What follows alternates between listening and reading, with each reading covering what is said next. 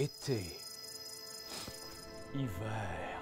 Qui l'emportera? Bienvenue dans Living Forest Duel. Ah, chaud, froid, flocons, neige, chaud, rayon. Aïe, aïe, donc rayon chaud, rayon très chaud. Rayon UV, mettez votre crème solaire.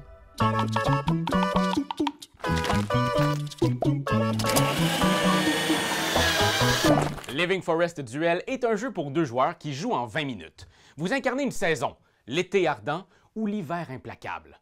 Votre but, imposer votre force sur la forêt. Il y a 4 conditions de victoire à surveiller qui arrêtent instantanément la partie. Alors, on est dans un bras de fer multiple, un grand tir à la corde de la nature. On commence par tout mettre en place. On place les arbres ici, séparés par type en 4 paquets. On forme la ligne clairière de façon à former un panorama complet dans l'ordre des points. On place la silhouette d'Inobi au centre et on ajoute 2 feux autour.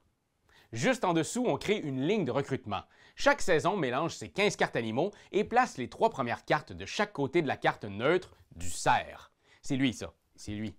Il est mignon comme tout, là. Placez devant vous votre carte arbre de départ et vos 2 jetons action.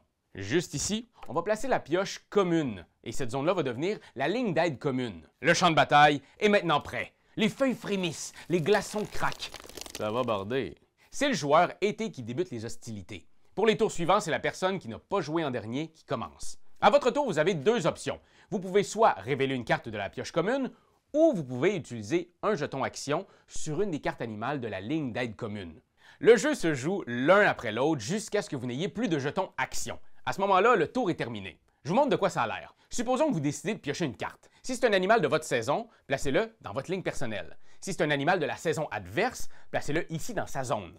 Et si c'est un animal neutre, comme le cerf, envoyez-le dans la ligne d'aide commune, au centre de la table. Mais là, attention, certaines cartes ont un symbole solitaire. 3 solitaires devant vous et bang, vous perdez un jeton action. C'est comme glisser sur une plaque de glace. Inattendu et frustrant. Mais heureusement, certains symboles grégaires peuvent neutraliser ces symboles. Piocher est donc toujours une prise de risque. Chaque nouvelle carte peut vous rapprocher de la perte de vos actions. C'est stressant, je vous l'avoue. L'autre option à votre tour, c'est de déployer un de vos jetons actions si vous en reste. Placez votre jeton vis-à-vis un des 4 éléments de la ligne d'aide commune. Vous allez activer cette action qui sera plus disponible pour personne jusqu'à la fin du tour. Comptez tous les éléments du type choisi visibles sur la ligne d'aide commune.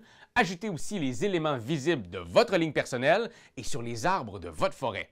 Bon, par exemple, ici, pour l'eau, on compte 1, 2, 3, 4, plus 2, j'ai 6 ressources au total pour mon action d'eau, éteindre le feu.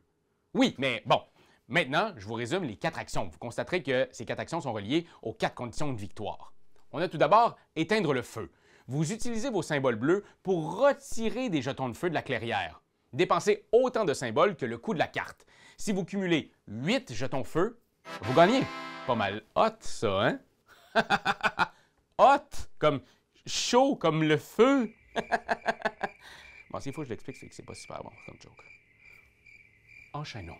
Alors, deuxièmement, ce que vous pouvez faire, c'est recruter des animaux. Avec les symboles soleil, vous recrutez dans la ligne centrale. Vous achetez des cartes à la hauteur de vos soleils disponibles et vous les remplacez par des cartes de votre deck animal. Si vous arrivez à ce qu'il reste que des animaux de votre saison dans la ligne juste ici, vous gagnez aussi. Troisièmement, vous pouvez planter des arbres. Ici, vous totalisez vos symboles verts et vous achetez des cartes arbres pour votre petite forêt. La pose d'arbre peut en plus déclencher des actions bonus ou vous permettre de récupérer des cartes sans kiss, qui provoquent divers avantages. Si vous arrivez à créer une forêt complète de 3 par 3 avec des rivières toujours reliées au lac central, eh bien, devinez quoi? Oui! Vous gagnez! Et finalement, vous pouvez avancer Onibi. Totalisez vos symboles spirales et poussez Onibi vers l'adversaire d'un nombre de cases égal à ce total. Si le marqueur sort de la clairière et que la carte Onibi est dans la réserve, donnez-la à votre adversaire. Si c'est vous qui aviez la carte Onibi, ben là, ouf! Vous remettez le petit schnappant dans la réserve. Et finalement, si la carte Onibi était déjà en possession de l'ennemi et que vous l'envoyez une nouvelle fois vers lui, eh bien, c'est terminé. Victoire pour vous. Défaite glaciale pour lui.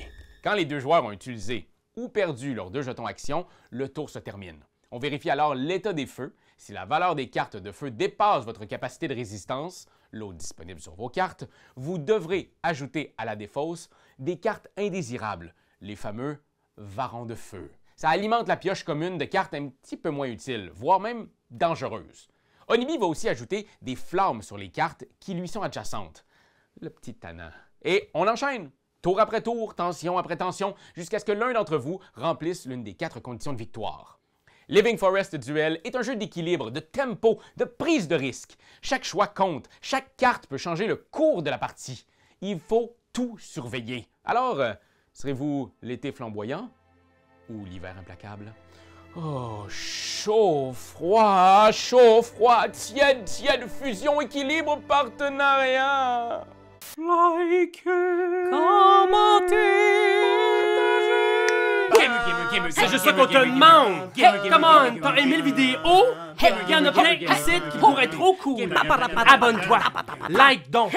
Pis vas-y, donne des commentaires! Des commentaires, on en veut des tonnes! Tu veux devenir mon patron? Va sur Patreon! Va sur Patreon!